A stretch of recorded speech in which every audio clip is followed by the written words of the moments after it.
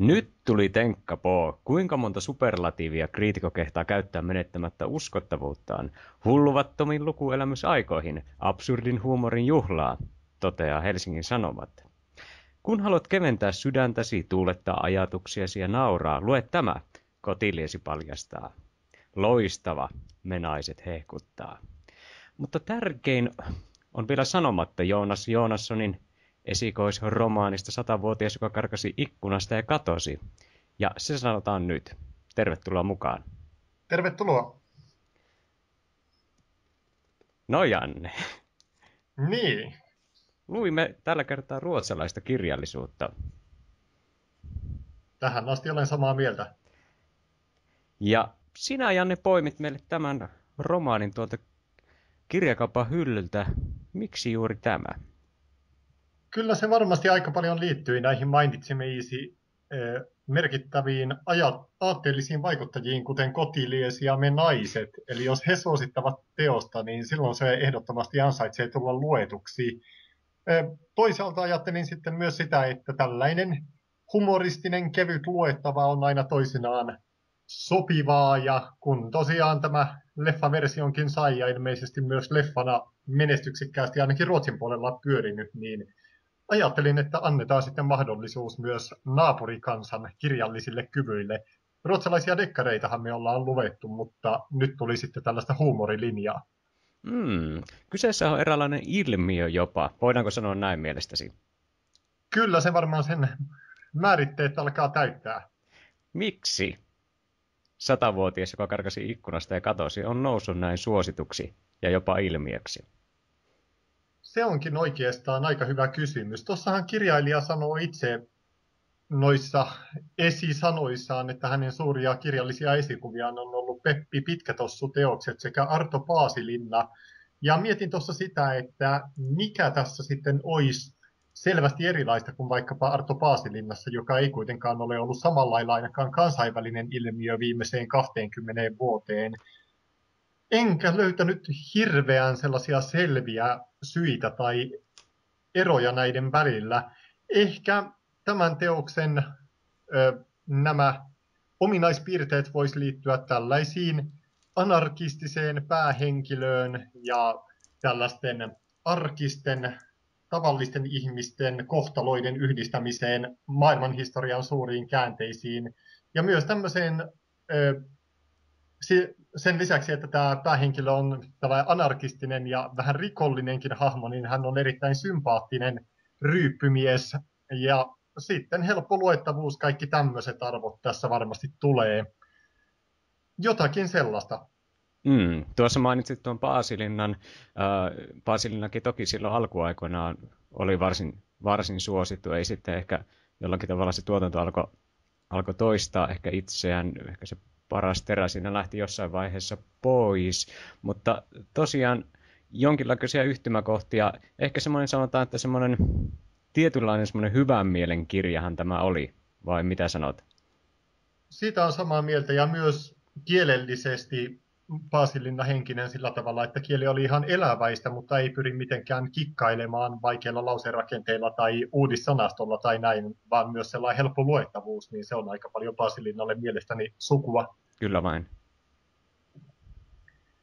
Ja ehkä tuohon vielä voisi jatkaa sitten tästä anarkismista puhuttaessa, että sen tyylinen huumorikirjallisuushan nyt on ainakin täällä Pohjoismaissa viihdyttänyt pitkän aikaa, että meillä on ollut juutaskäkriäisiä, jotka eivät hoida kotitöitään, ja on ollut putkinotkossa pontikan keittäjiä, ja on ollut juoppohullun päiväkirjaa ja niin poispäin. Ja jotain sukua varmaan tämä Allan Carson tämänkaltaisille henkilöhahmoille on omien teidensä kulkija, joka sitten jollain tavalla aina elämässä menestyy.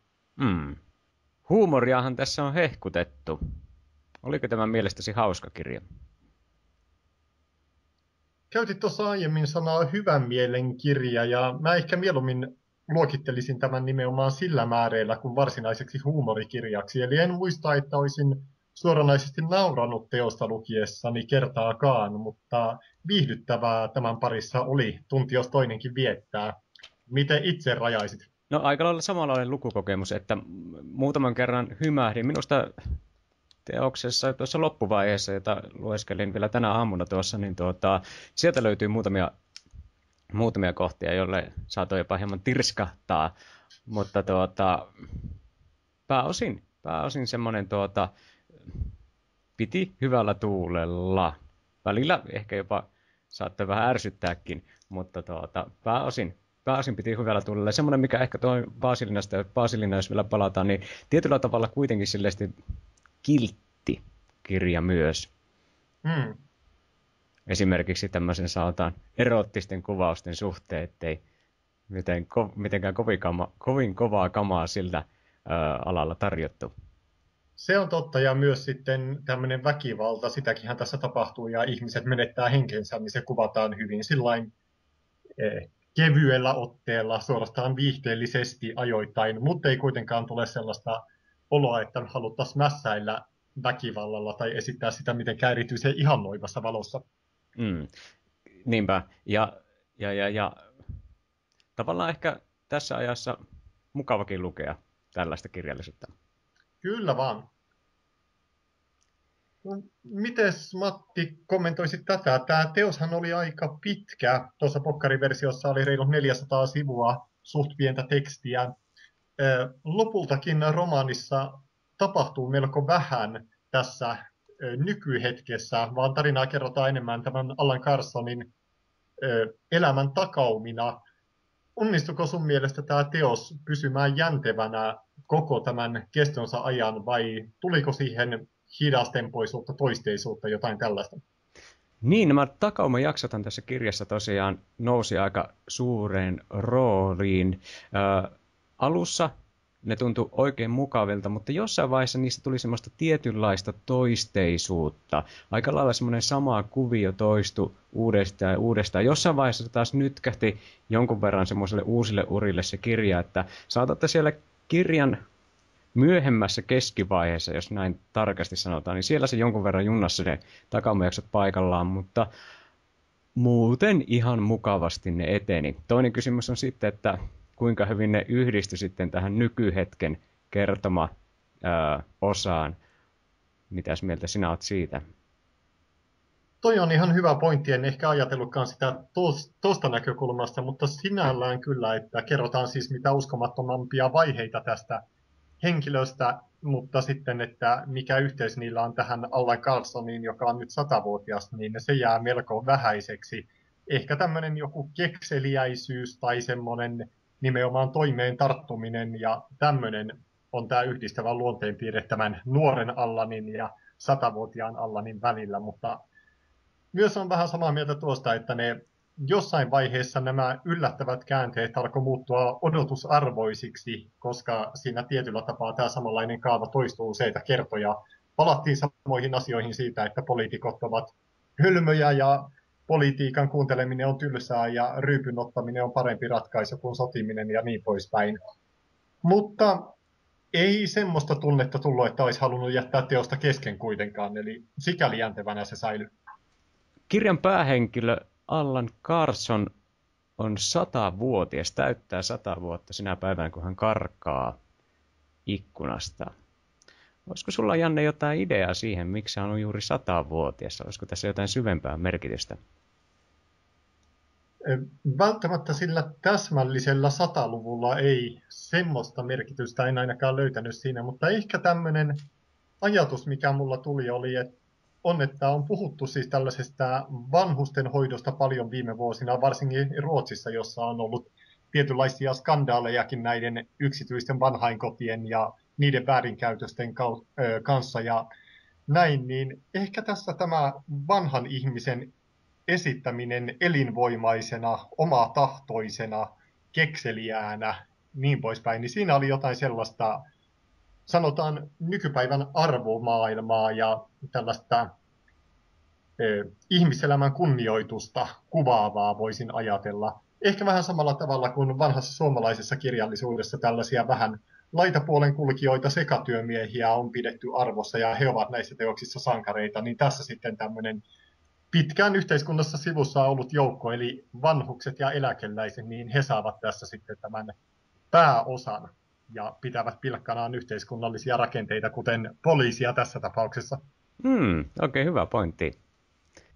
Allan Carlson joutuu mitä uskomattomimpiin seikkailuihin kirja-aikana. Mutta oliko nämä seikkailut sun mielestä kerrottu uskottavasti?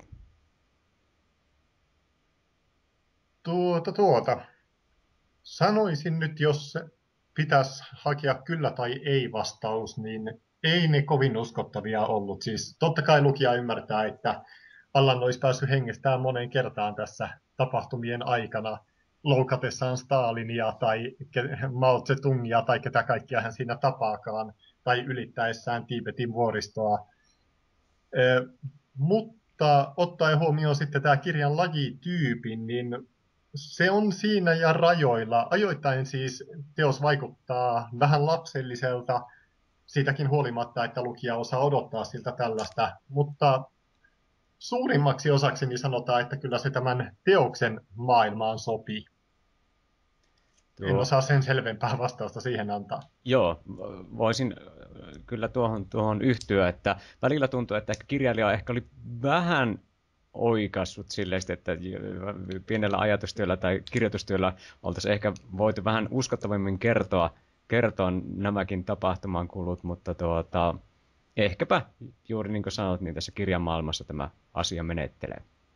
Joo, siihen oli ehkä vähän haettu silleen, että kun Allan haluttiin yhdistää sekä Kiinan vallankumoukseen, että Staliniin, että ydinpommin keksimiseen ja Trumaniin ja Churchilliin ja näin, niin jonkinlaisia oikopolkuja tähän oli varmaan pakko sitäkin kautta laittaa, kun hän ehti vielä sitten toistakymmentä vuotta olla Indonesiassa vai missä hän olikaan siinä. Kyllä vain.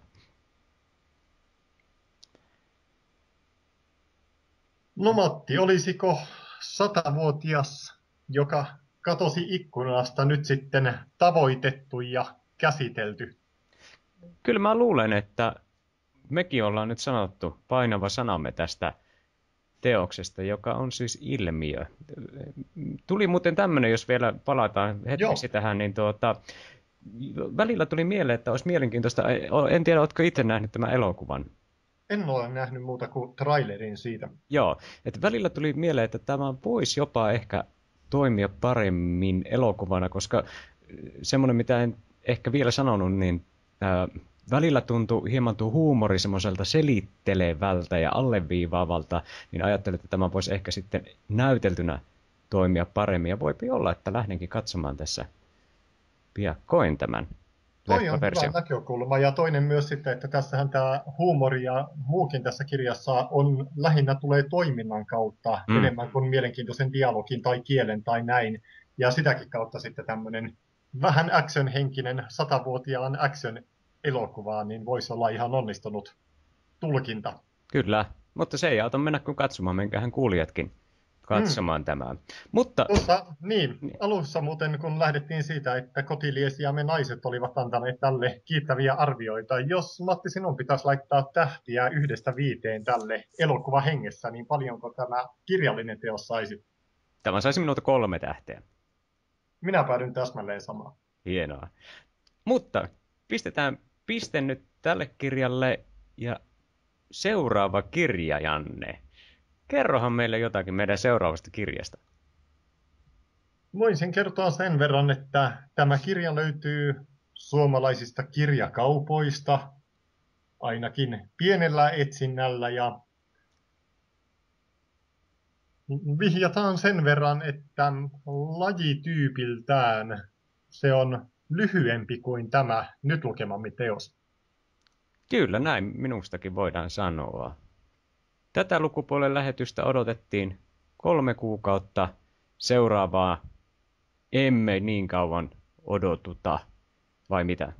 Näin voidaan luvata. Sitten tehdään vaikka sellainen, kun kyyhkyset katosivat hengessä lähetys, jos aika muuten meinaa mennä tiukalle. Kyllä, mutta huhtikuun aikana viimeistään palaamme taas linjoille, eikö vain? Ehdottomasti. Kiitoksia kuulijoille. Huhtikuussa jälleen kuulemisiin. Kuulemiin.